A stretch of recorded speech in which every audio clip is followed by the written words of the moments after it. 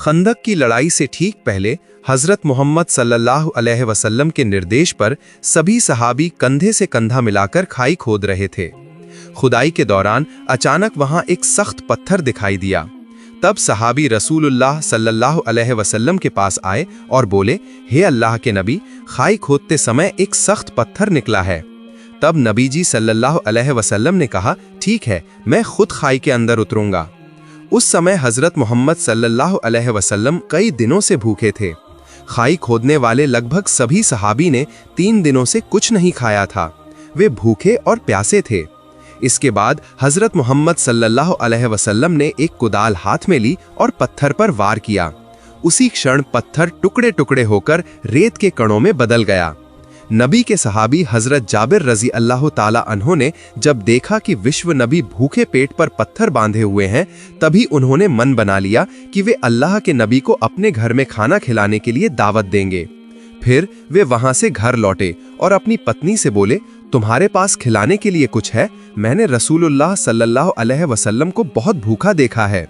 इस हालत में देखकर मुझसे और बर्दाश्त नहीं हो रहा है। इसलिए मैंने फैसला किया है कि रसूलुल्लाह सल्लल्लाहु अलैहि वसल्लम को एक वक्त का खाना खिलाऊंगा। तब जाबिर रदी अल्लाह अन्हु की पत्नी ने एक बर्तन में 1 सा यानी लगभग 4 मुद, जो लगभग 1 किलोग्राम के करीब जौ था, निकाल कर कहा, इस जौ के अलावा घर में और कुछ नहीं था। जाबिर रदी अल्लाह अन्हु ने तब अपनी पत्नी से कहा, तुम जौ पीसकर रोटी बनाने के लिए आटा तैयार करो। ये बात कहकर जाबिर रदी अल्लाह ताला अन्हु सोचने लगे कि रोटी का इंतजाम तो हो ही गया, अगर साथ में और कुछ इंतजाम हो जाता तो शायद रसूलुल्लाह सल्लल्लाहु अलैहि वसल्लम बहुत खुश होते। कुछ देर बाद उन्हें याद आया कि उनके पास एक मोटा ताजा बकरी का बच्चा है। ये सोचकर उन्हें राहत मिली। अतः तुरंत वे दौड़कर हजरत मोहम्मद सल्लल्लाहु अलैहि वसल्लम के पास पहुंचे और सलाम करके चुपचाप बोले, या रसूल अल्लाह, मैं तो गरीब आदमी हूँ, मेरे पास कोई विशेष संपत्ति नहीं है, लेकिन मेरी बहुत दिनों से इच्छा है कि आपको एक वक्त का खाना अपने घर में दावत देकर खिलाऊं। अगर आप मेरी दावत कबूल कर लेते हैं तो मेरी ये आशा पूरी होगी। उनकी ये बात सुनकर हजरत मोहम्मद सल्लल्लाहु अलैहि वसल्लम ने ऊंची आवाज में सभी सहाबियों को संबोधित करते हुए कहा, सुनो है सहाबियों, तुम सब सुनो। आज मेरे जाबिर ने हमें अपने घर में खाना खाने के लिए दावत दी है। मैंने दावत कबूल कर ली है। तुम सब जल्दी काम खत्म कर लो। आज हम सब जोहर की नमाज के बाद जाबिर के घर खाना खाने जाएंगे। नबी जी की ये बात सुनकर सभी सहाबियों के चेहरे पर हंसी खिल उठी और जाबिर रदी अल्लाह अन्हु अत्यधिक खुशी से पागल से हो गए। इसलिए वे दौड़कर घर की ओर गए। फिर कुछ दूर जाने के बाद उन्हें याद आया कि यहाँ सहाबी लगभग 400 से 1000 तक हैं। मैं गरीब आदमी हूँ और घर में इतने लोगों को खाना खिलाने के लिए पर्याप्त खाना नहीं है, तो क्या होगा? तब जाबिर रदी अल्लाह अन्हु तूफान की गति से फिर रसूल सल्लल्लाहु अलैहि वसल्लम के पास आए और नबी को देखकर विनती करके अर्ज किया, या रसूल अल्लाह, मैंने तो सोचा था कि आप सिर्फ कुछ सहाबियों को लेकर मेरे घर खाना खाने आएंगे, लेकिन आपने तो सबको दावत दे दी है। अब 100 से मतभेद के अनुसार 1000 तक सहाबी मेरे घर जाएंगे। ये बात मैं समझ नहीं पाया था। आप तो जानते हैं मैं नितांत गरीब असहाय आदमी हूँ। अब क्या होगा? अब मैं क्या करूँगा? तब विश्व नबी हजरत मोहम्मद सल्लल्लाहु अलैहि वसल्लम ने जाबिर रदी अल्लाह अन्हो से कहा, हे जाबिर, खाने में बरकत अल्लाह देता है, तुम कोई चिंता मत करो। तुम घर वापस जाओ और खाने का इंतजाम करो। और एक बात सुनो, तुम हमें खिलाने के लिए क्या इंतजाम करना चाहते हो? तब जाबिर रदी अल्लाह ताला अन्हो ने कहा, घर में थोड़ी मात्रा में जौ है और हमारे पास एक बकरी का बच्चा है, वे सब आपको खिलाना चाहता हूँ। तब रसूलुल्लाह सल्लल्लाहु अलैहि वसल्लम ने कहा, जब तुम मांस पकाओ तो खाना पकाने के बर्तन का ढक्कन ढक कर रखना और रोटी के लिए आटा गूंथकर एक बर्तन में ढक्कन लगाकर रखना। जब तक मैं ना आऊं तब तक दोनों बर्तनों के ढक्कन मत खोलना। विश्व नबी के मुंह से ये बात सुनने के बाद जाबिर रदी अल्लाह अन्हो बहुत खुश होकर घर लौटे। अल्लाह के रसूल ने दावत कबूल कर ली थी। जब ये खुशी की खबर उनकी पत्नी को बताई गई तो ये खबर सुनकर उनकी पत्नी भी बहुत खुश हुई। इधर जाबिर रदी अल्लाह अन्हो के 2 बेटे थे, जिनमें बड़े बेटे का नाम अब्दुल्ला था। उसकी उम्र 8-9 साल होगी। जाबिर रदी अल्लाह अन्हो ने बड़े बेटे को आवाज दी, बेटा अब्दुल्ला, इधर आओ, हमें अपनी बकरी के बच्चे को ज़बह करना है। आज अल्लाह के रसूल ने हमारे घर खाना खाने के लिए दावत कबूल की है। फिर बेटे को साथ लेकर घर से थोड़ी दूर जाकर बकरी के बच्चे को ज़बह किया और मांस काटकर पकाने के लिए तैयार किया। इसके बाद उन्होंने हांडी में मांस चढ़ा दिया और थोड़ी थोड़ी देर में सड़क की तरफ झांक कर देख रहे थे कि अल्लाह के रसूल आए हैं या नहीं। इधर जाबिर रदी अल्लाह अन्हो का छोटा बेटा घर के अंदर सो रहा था। नींद से जागने के बाद वो बकरी के बच्चे को ढूंढने लगा, क्योंकि बकरी का बच्चा उसे बहुत प्यारा था। वो हमेशा उसके साथ खेलता था। जब उसे बकरी का बच्चा नहीं मिला तो उसने बड़े भाई अब्दुल्ला से पूछा, भाई हमारा बकरी का बच्चा कहाँ है? बच्चा तो कहीं नहीं मिल रहा है। तब बड़े भाई अब्दुल्ला ने कहा, तुम तो सो रहे थे इसलिए तुम्हें नहीं पता। अब्बा जान ने आज हमारे बकरी के बच्चे को ज़बह कर दिया है। तब छोटे भाई ने कहा, भाई कहाँ ज़बह किया है, मुझे थोड़ा दिखाओ। इसके बाद बड़ा भाई अब्दुल्ला छोटे भाई को साथ लेकर उस जगह चला गया जहां बकरी के बच्चे को ज़बह किया गया था। तब छोटे भाई ने बड़े भाई से कहा, कैसे ज़बह किया है, मुझे थोड़ा दिखाओ। अब्दुल्ला तब बोला, तुम देखोगे तो यहाँ लेट जाओ। छोटे बच्चे की उम्र 2-3 साल होगी और अब्दुल्ला की उम्र 8-9 साल होगी। दोनों ही उस समय नादान थे। बड़े भाई अब्दुल्ला की बात मानकर छोटा भाई लेट गया। जब छोटा भाई वहां लेट गया तब नादान अब्दुल्ला ने छोटे भाई के गले पर जोर से चाकू चला दिया, जिसके कारण छोटे भाई के गले से खून उछलकर बाहर निकलने लगा। उसका शरीर छटपटाने लगा। ये हालत देखकर बड़ा भाई अब्दुल्ला बहुत डर गया। इसी बीच जाबिर रदी अल्लाह अन्हो फिर सड़क की तरफ आए, ये देखने के लिए कि रसूलुल्लाह सल्लल्लाहु अलैहि वसल्लम आ रहे हैं या नहीं। जाबिर रदी अल्लाह अन्हो के आने की आवाज सुनकर अब्दुल्ला वहां से भाग गया और एक खजूर के पेड़ पर चढ़ गया। जब जाबिर रदी अल्लाह पास आए तब अचानक उनकी नजर उनके छोटे कलेजे के टुकड़े बेटे पर पड़ी। उन्होंने देखा कि उनका छोटा बेटा धूल में लेटा छटपटा रहा है, इसलिए वो तेजी से उसके पास दौड़े और उसी समय उनके सीने के धन प्यारे छोटे बेटे के सीने से जान निकल गई। छोटे बच्चे का शरीर स्थिर हो गया और वो शांत हो गया। जाबिर रदी अल्लाह अन्हो को ये समझने में देर नहीं लगी कि ये घटना कैसे हुई है। तब जाबिर रदी अल्लाह अन्हो अपने प्यारे छोटे बच्चे को गले लगाकर रोने लगे। फिर खुद ही अपने मन को समझाया और बच्चे को लेकर पत्नी को आवाज देते हुए घर के अंदर आए। रसोई घर से पत्नी बाहर आई। उन्होंने पूछा, क्या हुआ है, क्यों चिल्ला रहे हो? तब उन्होंने रोते हुए कहा, पत्नी हमारा प्यारा बच्चा, हमारे सीने का माणिक अब नहीं रहा, वो हमें छोड़कर हमेशा के लिए चला गया है। पत्नी ये बात सुनकर बोली, नहीं ऐसा नहीं हो सकता, मैं ये मान नहीं सकती, मेरा सीने का धन हमें छोड़कर नहीं जा सकता। जाबिर रदी अल्लाह अन्हु तब पत्नी को समझाया, पत्नी सब्र करो, धैर्य रखो, बिल्कुल भी मत रो। आज रसूलुल्लाह सल्लल्लाहु अलैहि वसल्लम हमारे घर आएंगे। वो आकर अगर हमारा रोता हुआ चेहरा देखेंगे तब वो कारण पूछेंगे, तब हम क्या जवाब देंगे? तुम बिल्कुल भी मत रोना। पत्नी को सांत्वना देकर बच्चे को लेकर रसोई घर के पीछे लिटा दिया और एक कंबल से शरीर ढक दिया। इसके बाद बड़े बेटे अब्दुल्ला को ढूंढने के लिए जाबिर रदी अल्लाह अन्हु फिर सड़क की तरफ आगे बढ़े। उन्होंने अब्दुल्ला को पुकारना शुरू किया। अब्दुल्ला तब भी खजूर के पेड़ पर बैठा था। छोटे भाई की मौत के कारण वो डर गया था। वो सोच रहा था कि अगर उसके अब्बा उसे अभी पकड़ लेते हैं तो वो उसे जिंदा नहीं छोड़ेंगे।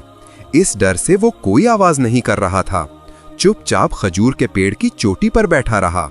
जाबिर रदी अल्लाह अन्हु थोड़ा दूर जाते ही अब्दुल्ला ने सोचा, यहाँ सुरक्षित नहीं है, अब्बा मुझे किसी भी समय देख सकते हैं और अगर उन्होंने एक बार देख लिया तो मेरी खैर नहीं। इसलिए जैसे ही अब्दुल्ला खजूर के पेड़ से नीचे उतरने लगा, उसका पैर फिसल गया और वो धड़ाम से जमीन पर गिर गया और उसे बहुत चोट लगी। जब जाबिर रदी अल्लाह अन्हो ने कुछ गिरने की आवाज सुनकर पीछे मुड़े तो उन्होंने देखा कि अब्दुल्ला खजूर के पेड़ के नीचे पड़ा छटपटा रहा है। इसलिए वो तुरंत दौड़कर बड़े बेटे अब्दुल्ला के पास आए और उसे गले लगा लिया। तब तक खजूर के पेड़ से गिरने की चोट सहन न कर पाने के कारण अब्दुल्ला की जान निकल चुकी थी। कुछ ही पलों के अंतराल में उनके 2 प्यारे कलेजे के टुकड़े दोनों मर चुके थे। इस दुख, इस कष्ट को सहना कितना कठिन था। ये कितनी हृदय विदारक घटना थी, इसे शब्दों में बयां करना असंभव है। उन्होंने बड़े बेटे अब्दुल्ला को गोद में लेकर रोते रोते फिर अपनी पत्नी को बुलाया। पत्नी, तुम कहाँ हो? पत्नी के उस समय सीने में बहुत दर्द था। पत्थर से दबाकर रोटी बनाने के लिए आटे का खमीर बना रही थी। पति की आवाज सुनकर चौंक गई। जल्दी से रसोई से बाहर आई। आकर देखा पति अपने बड़े बेटे अब्दुल्ला के बेजान शरीर को गले लगाकर रो रहे हैं। ये दृश्य देखकर वो खुद को रोक नहीं पाई। चिल्लाकर कहने लगी, ये नहीं हो सकता, मैं ये नहीं मान सकती। आज अल्लाह के रसूल ने हमारे घर दावत कबूल की है और आज ही हमारे कलेजे के टुकड़े हमें ऐसे धोखा देकर चले जाएंगे। मैं ये नहीं मान सकती। तब जाबिर रदियल्लाहु अन्हु ने कुछ शांत स्वर में पत्नी से कहा, पत्नी, तुम इतनी रोना धोना मत करो। घटना को समझ नहीं पा रही हो। मेरा मन कह रहा है कि हमारी कठिन परीक्षा चल रही है। इस परीक्षा में हमें फेल होना नहीं चलेगा, हमें पास होना ही होगा। तुम धैर्य रखो, रो मत, शांत हो जाओ, घर जाओ और खाना बनाओ। अभी अल्लाह के रसूल हमारे घर आएंगे। अगर वे आकर देखें कि तुम और मैं दोनों रो रहे हैं तो वे किसी भी कीमत पर हमारे घर का खाना नहीं खाएंगे। हम रसूल को अपनी जान से भी ज्यादा प्यार करते हैं, यहाँ तक कि अपने बच्चों से भी ज्यादा प्यार करते हैं। हमें कष्ट हो तो उसमें कोई दुख नहीं, लेकिन हम अपने रसूल के मन को कोई कष्ट नहीं दे सकते और देंगे भी नहीं। यह कहकर जाबिर बड़े बेटे अब्दुल्ला को लेकर रसोई के पीछे छोटे बेटे के पास सुला दिया और एक कंबल से ढक दिया। घर में घुसते ही सड़क की ओर देखा। उन्होंने देखा कि अल्लाह के रसूल ऊंट की पीठ पर सवार होकर उनके घर की ओर आ रहे हैं। पीछे सहाबियों की लंबी कतार दिखाई दी। इसलिए वो दौड़कर सड़क की ओर गए और रसूल सल्लल्लाहु अलैहि वसल्लम को बुलाकर कहा, अहलान सहलान या रसूल, यह कहकर स्वागत किया। इसके बाद उन्हें घर के अंदर ले आए। पत्नी को आवाज देकर कहा, अल्लाह के रसूल हमारे घर आए हैं, जल्दी खाना परोसने की व्यवस्था करो। तब उनकी पत्नी ने आटे का खमीर रसूल सल्लल्लाहु अलैहि वसल्लम के सामने रखा। उन्होंने उसमें थोड़ा थूक मिलाकर बरकत की दुआ की।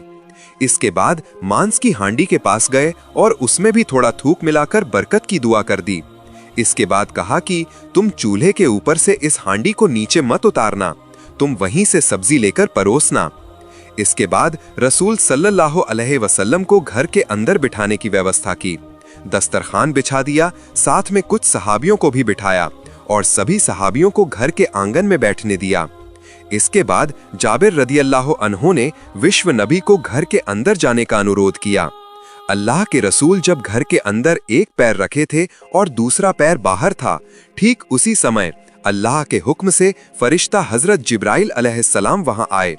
उन्होंने रसूल सल्लल्लाहु अलैहि वसल्लम को सलाम किया और कहा, हे अल्लाह के रसूल, मैं आपके लिए अल्लाह की ओर से संदेश लेकर आया हूँ। अल्लाह पाक ने आपसे कहा है कि आप जब जाबिर के घर खाना खाएंगे तब आप उसके 2 बेटों को लेकर एक साथ बैठकर खाना खाएंगे। यह कहकर हजरत जिब्राइल अलैहिस्सलाम अदृश्य हो गए। इसके बाद रसूल सल्लल्लाहु अलैहि वसल्लम घर के अंदर घुसने के बाद पैर फिर बाहर की ओर निकाले और जाबिर रदियल्लाहु अन्हु से कहा, जाबिर, तुम्हारे तो 2 बेटे हैं, वे कहाँ हैं? तुम उन्हें बुलाओ, हम एक साथ बैठकर खाना खाएंगे। जाबिर रदियल्लाहु ताला अन्हु तब बोले, या रसूल, वे तो छोटे बच्चे हैं, शायद कहीं होंगे, आप सब मिलकर खाना खा लीजिए, वे बाद में खा लेंगे। तब रसूल सल्लल्लाहु अलैहि वसल्लम ने कहा, नहीं, तुम उन्हें अभी बुलाओ। लेकिन जाबिर रदियल्लाहु अन्हु ने तब कहा, वे बाद में खा लेंगे, आप लोग शुरू करें। तब रसूल सल्लल्लाहु अलैहि वसल्लम ने थोड़ी सख्ती से कहा, जाबिर, तुम समझ नहीं रहे हो, अपने बेटों के साथ एक साथ खाना खाना ये मेरी इच्छा नहीं है, ये अल्लाह की इच्छा है। तुम और देर मत करो, जल्दी से बेटों को मेरे पास ले आओ। तब हजरत जाबिर रदियल्लाहु अन्हु कुछ देर चुप रहे। इस बार रसूल सल्लल्लाहु अलैहि वसल्लम के कान में घर के अंदर से किसी के धीरे धीरे रोने की आवाज आई। तब रसूल सल्लल्लाहु अलैहि वसल्लम ने कहा, हे जाबिर, घर के अंदर कौन रो रहा है? तब जाबिर रदियल्लाहु अन्हु ने कहा, हुजूर, मेरे साथ आइए, आपको अपने सभी सवालों के जवाब मिल जाएंगे। ये कहकर जाबिर रज़ियल्लाहु अन्हु रसूल सल्लल्लाहु अलैहि वसल्लम को साथ लेकर रसोई घर के पीछे की ओर गए। उन्होंने कंबल से ढके 2 शरीर दिखाए और कहा, ये मेरे बच्चे हैं, ये मेरे दिल के टुकड़े हैं, यहाँ सोए हुए हैं, वे हमें छोड़कर चले गए हैं और जीवित नहीं हैं। ये सुनकर रसूल सल्लल्लाहु अलैहि वसल्लम निस्तब्ध हो गए, कुछ देर चुप रहे। इसके बाद जाबिर रज़ियल्लाहु अन्हु से कहा, अरे जाबिर, तुम इतने कठोर पिता हो ये मैं पहले नहीं जानता था। तुम्हारे कलेजे के टुकड़े तुम्हें छोड़कर चले गए हैं, फिर भी मुझे खिलाने के लिए पागल हो गए हो। यहाँ तक कि मुझे अंदाजा भी नहीं लगाने दिया। तुम्हारे सीने में दुख का पहाड़ है, तुम मुझसे इतना प्यार करते हो। फिर रसूल सल्लल्लाहु अलैहि वसल्लम जमीन पर बैठ गए और दोनों बेटों की सीने पर दोनों हाथ रखकर कहा, हे जाबिर के बेटो, मैं अल्लाह का रसूल हूँ, तुम्हें बुला रहा हूँ, तुम उठो और मेरे साथ खाना खाओ। नबी जी के ये बात कहने के साथ ही अल्लाह के दरबार में वो कबूल हो गया। बेटों की जान फिर से उनके सीने में लौट आई, जीवित हो गए दोनों भाई। इस बार रसूल सल्लल्लाहु अलैहि वसल्लम उन दोनों भाइयों को गले लगाकर घर के अंदर लाए और खाना खाने बैठ गए। तब नबी जी ने सभी सहाबियों को संबोधित करते हुए कहा, हे सहाबियों, तुम सब सुनो, आज तुम जितनी चाहो रोटी खाओ, जितना चाहो मांस खाओ, लेकिन हड्डियां मत चबाना और चूस चूस कर खाना। तब रसूल सल्लल्लाहु अलैहि वसल्लम ने हजरत जाबिर रज़ियल्लाहु अन्हु से कहा, हे जाबिर, तुम सबको खाना तैयार करके दो। तब जाबिर रज़ियल्लाहु अन्हु ने खाने के पतीले का ढक्कन हटाकर हाथ अंदर डाला और उसमें से मांस और रोटी सबको देने लगे। इसके बाद सभी का पेट भर जाने के बाद हजरत मोहम्मद सल्लल्लाहु अलैहि वसल्लम ने हजरत जाबिर से कहा, हे जाबिर, अब तुम मांस और रोटी का ढक्कन खोलो। हजरत जाबिर रज़ियल्लाहु अन्हु ने मांस और रोटी का ढक्कन खोलते ही देखा, पहले की तरह सारा मांस पतीले में मौजूद है, एक टुकड़ा मांस भी कम नहीं है और रोटी पहले जितनी की उतनी ही है। हजरत जाबिर रज़ियल्लाहु अन्हु ये दृश्य देखकर आश्चर्यचकित हो गए। इसके बाद नबी जी ने हजरत जाबिर रज़ियल्लाहु अन्हु से कहा, हे जाबिर, तुम मांस खाने के बाद सभी हड्डियां मेरे सामने ले आओ। फलस्वरूप जाबिर रज़ियल्लाहु अन्हु ने हड्डियां विश्व नबी के सामने लाकर हाजिर कर दी।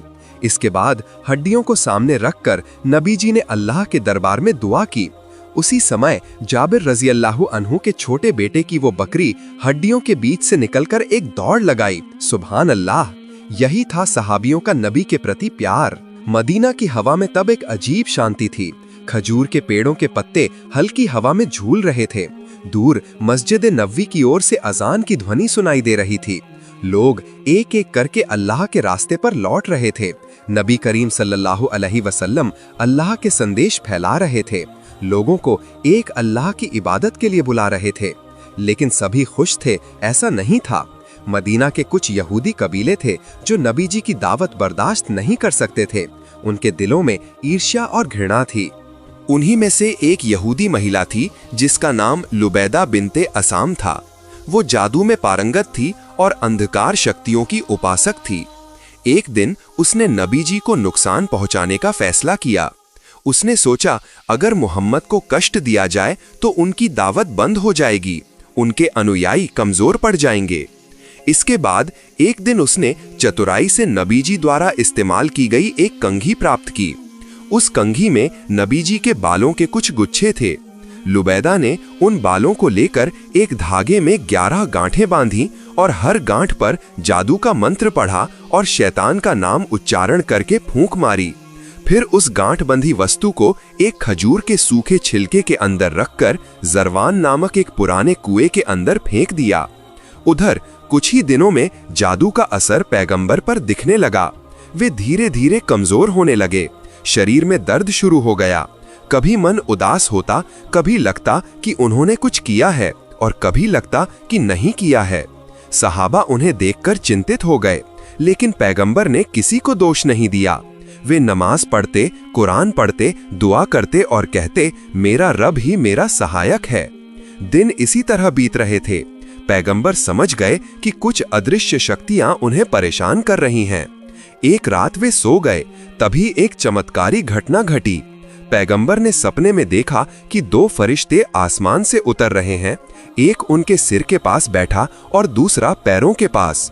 पहले फरिश्ते ने पूछा, इस आदमी को क्या हुआ है? दूसरे ने कहा, उन पर जादू किया गया है। पहले ने पूछा, किसने जादू किया है? दूसरे ने कहा, एक यहूदी महिला नाम लुबैदा बिन असाम। पहले ने पूछा, वो जादू की चीज अब कहाँ है? दूसरे ने कहा, एक कुएं में जिसका नाम जरवान है। वहां खजूर के छिलके और गांठ वाले धागे रखे हैं। अगले दिन सुबह उठकर पैगंबर ने सहाबा को बुलाया और कहा, तुम जरवान नामक कुएं में जाओ और वहां जो कुछ भी है उसे ले आओ। सहाबा गए, वे कुएं के पास पहुंचे और देखा कि कुएं का पानी लाल था, जैसे उसमें खून मिला हो। तल में एक गांठ वाली चीज दिखाई दी, जिसमें खजूर के छिलके और बाल उलझे हुए थे। इसलिए सहाबा उसे उठाकर पैगंबर के पास ले आए। तब अल्लाह ताला ने पैगंबर पर 2 सूरह अवतरित किए, सूरह फलक और सूरह नास। पैगंबर ने उन सूरहों को पढ़ना शुरू किया। हर आयत के साथ एक एक गांठ खुलती गई। पहली आयत में एक गांठ खुली, दूसरी आयत में दूसरी, तीसरी आयत में तीसरी। इस तरह सारी गांठें खुल गईं। आखिरी आयत पढ़ने के बाद पैगंबर ने महसूस किया कि उनका शरीर हल्का हो गया है, मन में शांति लौट आई है और वे पूरी तरह स्वस्थ हो गए। सहाबा खुशी से रो पड़े, लेकिन उस जादूगरनी पर गुस्सा भी महसूस किया। उन्होंने कहा, हे अल्लाह के रसूल, क्या हम उसे सजा देंगे? तब पैगंबर ने शांत स्वर में कहा, नहीं, अल्लाह ने मुझे स्वस्थ किया है। मैं किसी को सजा देने नहीं आया, बल्कि रहमत लेकर आया हूँ। फल स्वरूप उन्होंने उस महिला को माफ कर दिया। कितनी अद्भुत उदारता! जो चाहते तो सजा दे सकते थे, लेकिन उन्होंने उस महिला को माफ कर दिया जिसने उन्हें कष्ट दिया था। इसके बाद पैगंबर ने अपने सहाबा को शिक्षा दी, हर सुबह और रात सूरह फलक और सूरह नास पढ़ो, अल्लाह तुम्हें हर बुराई से बचाएगा। उन्होंने कहा, जादू सच है, लेकिन अल्लाह की इच्छा के बिना वो कोई नुकसान नहीं पहुंचा सकता। इस घटना के बाद पैगंबर नियमित रूप से इन 2 सूरहों का पाठ करते थे और अपनी उम्मत को भी आदेश दिया कि सभी इन्हें पढ़कर अल्लाह की शरण लें। ये कहानी सिर्फ एक चमत्कारी घटना नहीं है, बल्कि ये एक बड़ी शिक्षा है। अल्लाह हम सभी को जादू, नजर और शैतान के बहकावे से बचाए। आमीन।